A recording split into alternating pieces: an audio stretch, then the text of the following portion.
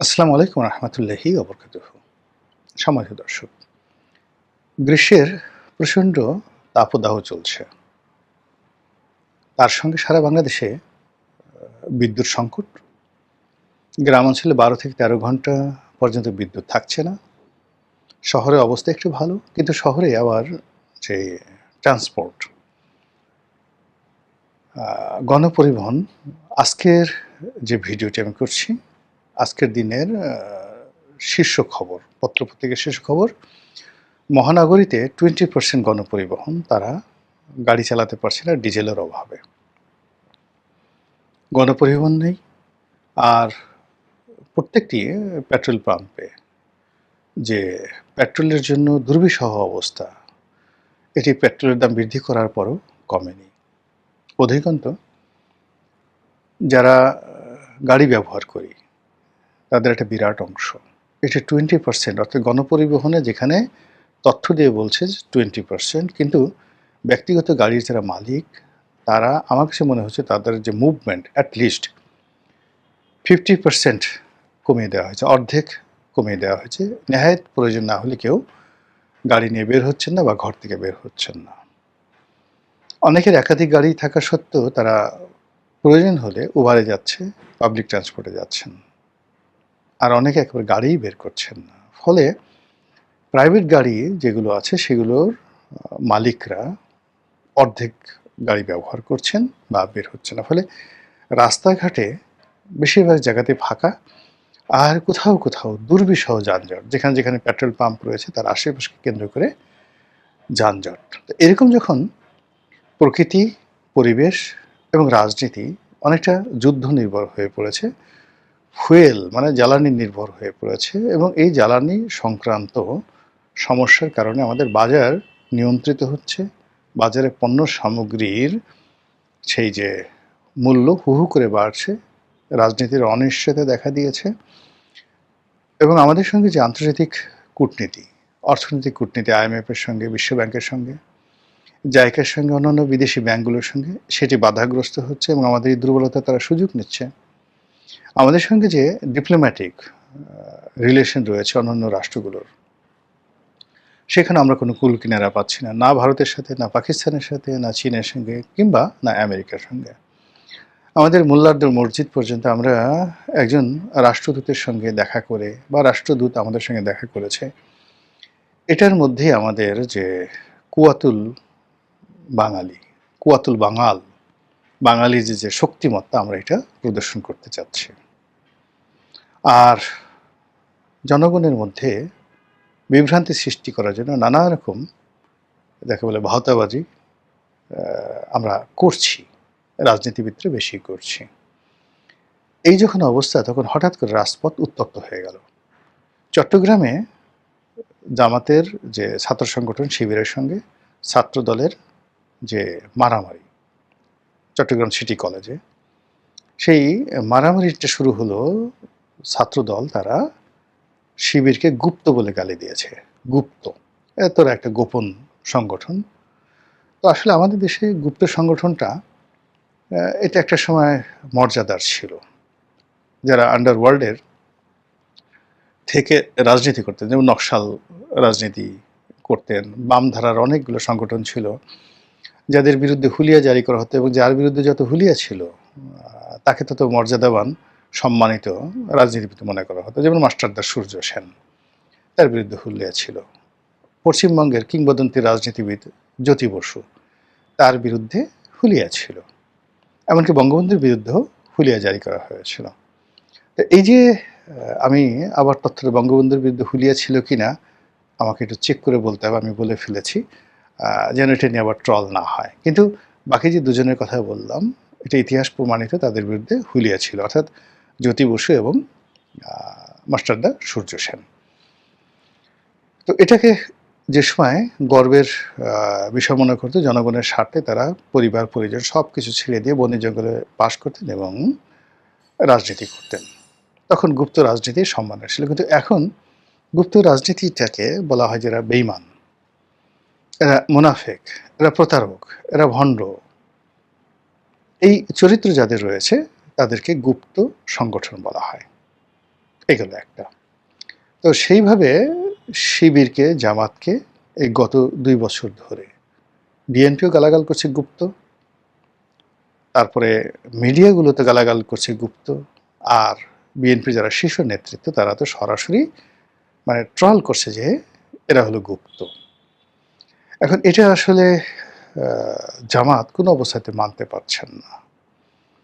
তারা গোপনে বিএনপির মধ্যে মিশে গেছেন, গোপনে তারা আওয়ামী লীগের সঙ্গে মিশে গেছেন এবং তারা সফলতা অর্জন করেছেন। এটিকে তারা একটা ভিক্টরি মনে করেন। এটিকে তারা কোনো অবস্থাতে এই গুপ্তর সঙ্গে মিলাতে চাচ্ছে না। তারা এটাকে একটা কৌশল মনে করছে যে এটা একটা রাজনীতির একটা কৌশল এবং এই কৌশল সবাই অর্জন করে। এটাকে আপনি গুপ্তচর বৃত্তি বলতে পারেন বা অন্য যেকোনো জিনিস বলতে পারেন।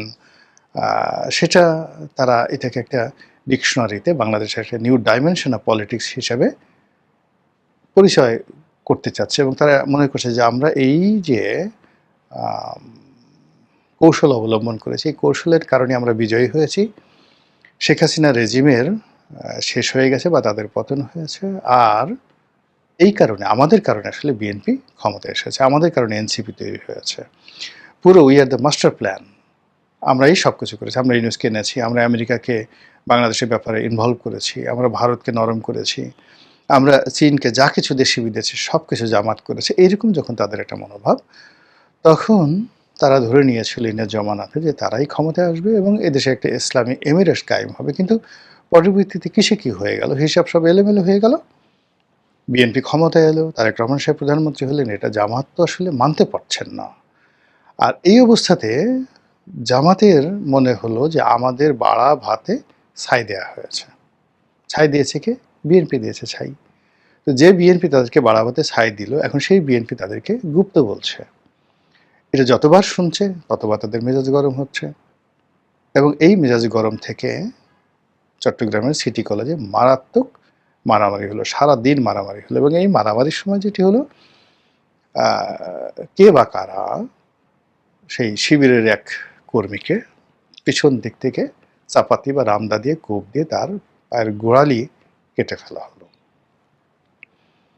অতীতে জামাত শিবিরকে সবাই দায়ী করতো যে এরা রক কাটে এবং রক কাটার একটা নিয়ম আছে, তার কৌশল আছে, সে কৌশল করে তারা রক কাটে। কিন্তু এইভাবে একেবারে হাতের কবজি মানে একটা কোপ দিয়ে মানে বিচ্ছিন্ন করে ফেলা, পায়ের গোড়ালি বিচ্ছিন্ন করে ফেলা এবং সেই ছবিগুলো বিভৎস দেশে আসছে, এটা দেখা যায় না। এই কাজগুলো চট্টগ্রামে রিসেন্টলি হলো এবং শিবির আক্রান্ত হলো, মানে শিবির এই কাজ করেনি, শিবিরের লোকে আক্রান্ত করেছে। কারা করেছে এখন এটা নিয়ে উত্তাল এবং ওটা নিয়ে চট্টগ্রামে মারামারি হওয়ার সঙ্গে সঙ্গে আবার ঢাকাও উত্তপ্ত।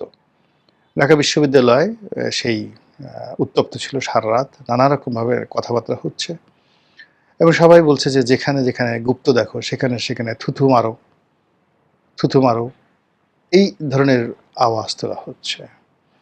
আর এর অ্যাগেনস্টে মানে বিপরীতে জামাত এবং শিবিরে যারা লোকজন আছে তারাও অকথ্য ভাষায় একেবারে প্রধানমন্ত্রী থেকে শুরু করে বিএনপি যারা কর্তা ব্যক্তি তাদেরকে গালাগাল করছে। তারা বিভিন্ন স্লোগান দিচ্ছে, বিভিন্ন জায়গায় লেখালেখি করছে এবং এই যে প্রকৃতির এই বিরূপ পরিবেশে রাজপথ যেভাবে ছাত্রদল এবং ছাত্র শিবিরের কর্মকাণ্ডের মাধ্যমে উত্তপ্ত হয়ে গেল, এটা যদি সরকার শক্ত হাতে দমন না করে, রাজনৈতিক দলগুলো নেগোসিয়েশন না করে, আইনশৃঙ্খলা রক্ষাকারী বাহিনী এখানে যদি ন্যায় বিচার প্রতিষ্ঠা না করে, তাহলে এই প্রকৃতির যে বিরূপ সময় যখন এমনিতেই অন্তত 10টা সমস্যা, গুনে গুনে 10টা সমস্যা এমনভাবে বাড়ছে যা কিনা আমাদেরকে দুর্ভিক্ষের দিকে নিয়ে যাচ্ছে, যা কিনা আমাদের দারিদ্র্যের দিকে নিয়ে যাচ্ছে, যা কিনা আমাদের সামাজিক আনরেস্ট এর দিকে নিয়ে যাচ্ছে, অস্থিরতার দিকে নিয়ে যাচ্ছে, যা কিনা আমাদের রাষ্ট্রকে দেউলিয়াত্বের দিকে নিয়ে যাচ্ছে। এই সমস্যাগুলোর মধ্যে যদি আমরা ছোটোখাটো বিষয়গুলো নিয়ে, গুপ্ত নিয়ে, সুপ্ত নিয়ে ঝগড়া করি, বিপদ করি, মারামারি করি, কাটাকাটি করি, এটা এই রাষ্ট্র বহন করতে পারবে না এবং এই মুহূর্তে না। 2 নম্বর হলো যে জামাত এবং বিএনপির সাথে তো আসলে দীর্ঘদিনের বন্ধুত্ব ছিল। এখনো পর্যন্ত কিন্তু জনগণ বিশ্বাস করছে না যে এদের মধ্যে আসলে কোনো শত্রুতা আছে। তারা মনে করছে যে এদের মধ্যে একটা গোপনের সমঝোতা হয়েছে, একটা সমঝোতার ইলেকশন হয়েছে, সমঝোতার রাষ্ট্র হয়েছে, সমঝোতার সরকার হয়েছে, সমঝোতার পার্লামেন্ট হয়েছে, সমঝোতার বিরোধী দল হয়েছে, সমঝোতার সরকারি দল হয়েছে। আর জনগণ যেন এই কথাগুলো বলতে না পারে, গৃহপালিত বিরোধী দল বলতে না পারে, গৃহপালিত সরকারি দল বলতে না পারে, সমঝোতা সরকারি দল বলতে না পারে, আমেরিকার যাকে বলা হয় মদতপুষ্ট সরকার বলতে না পারে, ভারতের মদতপুষ্ট সরকার বলতে না পারে, ইউটিউবে যেন বিভিন্ন লোক গালাগালি করতে না পারে। এই জন্য সামথিং ইজ হ্যাপেনিং, কিছু কিছু ঘটনা ঘটছে, একথা মানুষ সন্দেহ করছে বা বলার চেষ্টা করছে। তো সেই কথাগুলোকে ধামাচাপা দেওয়ার জন্য অনেকে মনে করছে যে রাজপথ উত্তপ্ত করার চেষ্টা করছে, বা জামাতের নেতৃত্বে যে 11 দল তারা জুলাই সনদ নিয়ে মাঠ ঘোলা করার চেষ্টা করছে, খুব হুঙ্কার ধামকার দিচ্ছে, রাস্তায় নেমে এসে সরকারকে মানে এই দাবি দাওয়া মেনে নিতে বাধ্য করা হচ্ছে। আবার সরকারও তাদেরকে নিয়ে বিভিন্ন রকম উস্কানিমূলক কথাবার্তা বলছে, তারপরে জুলাই সনদের পক্ষে নানা রকম বিবৃতি তৈরি করছে। পুরো জিনিসগুলোই মানে লোকজন, সাধারণ মানুষ কি মনে করছে বড় ব্যাপার নয়, কিন্তু যারা একটু চিন্তাশীল তারা মনে করছে এগুলো হয়তো সাজানো। আমার এখানে ব্যক্তিগতভাবে কোনো অভিমত নেই। আমি জামাতের পক্ষেও বলবো না, সরকারের পক্ষেও বলবো না। আমি শুধুমাত্র এই ঘটনাগুলো বললাম যে এই ঘটনাগুলো ঘটছে। কিন্তু যেটা আমি বলতে চাই দ্ব্যর্থহীনভাবে, সেটি হলো যে যদি সাজানো কোনো নাটক হয়, পুতুল নাচের মতো কোনো ঘটনা হয়, এবং সেই ঘটনা নিয়ে যখন অনার সৃষ্টি তৈরি হয়, সেই অনার সৃষ্টি শত্রুতা কিন্তু সাধারণ শত্রুতার চেয়ে মারাত্মক হয়। অভিনয় করতে করতে যদি কেউ দ্বন্দ্ব এবং সংঘাতে জড়িয়ে যায়, সেই দ্বন্দ্ব এবং সংঘাতের যে ক্ষয়ক্ষতি এবং পরিণাম, নর্মালি আপনি যখন সিদ্ধান্ত নিয়ে আমার সঙ্গে মারামারি করবেন, প্ল্যান করে মারামারি করবেন, তখন আমি এবং আপনি আমাদের শরীর, আমাদের মন, আমাদের মস্তিষ্ক সর্বোচ্চ সতর্কতায় থাকে to get the highest benefit, নিজেকে জেতানোর জন্য, প্রতিপক্ষকে পরাজিত করার জন্য। কিন্তু আমরা ভাবিকে দেখানোর জন্য, ভাসুরকে দেখানোর জন্য, ভাতারকে দেখানোর জন্য, নাংকে দেখানোর জন্য, দর্শকদেরকে দেখানোর জন্য কখনো যখন অভিনয় করে বন্ধুর সঙ্গে আমরা শত্রুতা করার চেষ্টা করি, এবং সেই শত্রুতা করতে করতে করতে গিয়ে যখন ব্যাপারটা সিরিয়াস হয়ে যায়, তখন কিন্তু কোনো কিছু নিয়ন্ত্রণের মধ্যে থাকে না। এবং ওখানে যারা এই ঢং দেখায়, ভং দেখায়, তারা পরস্পরের এত বড় ক্ষতির কারণ হয়ে যায়, একে অপরদের দ্বারা এতটা ক্ষতিগ্রস্ত হয়, অপমানিত হয়, লাঞ্ছিত হয়, অনেক সময় জীবন নিয়ে টানাটানি লেগে যায়, অনেক সময় মারা যায়। এবং এইগুলো এতটা মারাত্মক আকার ধারণ করে, যার একটা অনবদ্য দৃশ্য, বিয়োগাত্মক, যেটা বলে one of the greatest tragedy ever made in the history, the literature, সেটা হলো শাহনামা, মহাকবি ফেরদৌসির শাহনামা। শাহনামাতে অসংখ্য গল্প আছে, সেই গল্পের মধ্যে সোরাব এবং রুস্তম, এই গল্পটি আপনারা জানেন। তো সেই সোরাব রুস্তমের ঘটনায়, যে সোরাব জানতেন রুস্তম তার পিতা, কিন্তু রুস্তম জানতেন না সোরাব তার সন্তান। যুদ্ধ শুরু হলো, এবং যে ঘটনাটা ঘটলো, পিতার হাতে পুত্র নিহত হয়ে গেল। আমরা শৈশবে এই সোরাব রুস্তমের কাহিনী পড়েছি। আরব্য সাহিত্যে, পারসিক সাহিত্যে বা ইংরেজি সাহিত্যে এটা যত সুন্দর করে বর্ণনা করা হয়েছে, আমরা বাংলাতে অত সুন্দর করে ওই হৃদয় বিদারক কাহিনী বর্ণনা করতে পারিনি। ফলে আমরা ওটার মর্মার্থ এখনো বুঝতে পারি না। তো এরকম যখন রাজনীতিতে অভিনয় হয়, খেলাধুলা হয়, সাজানো নাটক হয়, সেই ক্ষেত্রে এরকম সোরাব এবং রুস্তমের মতো ঘটনা ঘটে, এবং সেখানে পিতার হাতে পুত্র মারা যায়, পুত্রের হাতে পিতা মারা যায়। একই ঘটনা, ঠিক এরকম সোরাব রুস্তমের মতো এরকম ঘটনা মহাভারতে ঘটেছিল, দুই ভাইয়ের সঙ্গে, একই মায়ের পেটের দুই ভাই। একজনের নাম অর্জুন, আরেকজনের নাম কর্ণ। দুজনের মায়ের নাম হলো কুন্তী। রবীন্দ্রনাথের একটা বিখ্যাত কবিতা আছে, কর্ণ কুন্তী সংবাদ, পড়ে দেখবেন। অর্জুন জানতেন না কর্ণ তার ভাই, কিন্তু কর্ণকে জানিয়ে দেওয়া হয়েছিল, তার মা বলেছিল যে অর্জুন তোমার ভাই, তুমি বড় ভাই, অর্জুন তোমার ছোট ভাই। তো সেই দৃশ্যে কর্ণের যে মর্মান্তিক মৃত্যু, সেটা মহাভারতে যেভাবে ফুটিয়ে তোলা হয়েছে, সেই দৃশ্য যেন ২০২৬ সনের এই গ্রীষ্মকালে প্রকৃতির এই বিরূপ সময় আমাদের ভাগ্যে না ঘটে, মহান আল্লাহর কাছে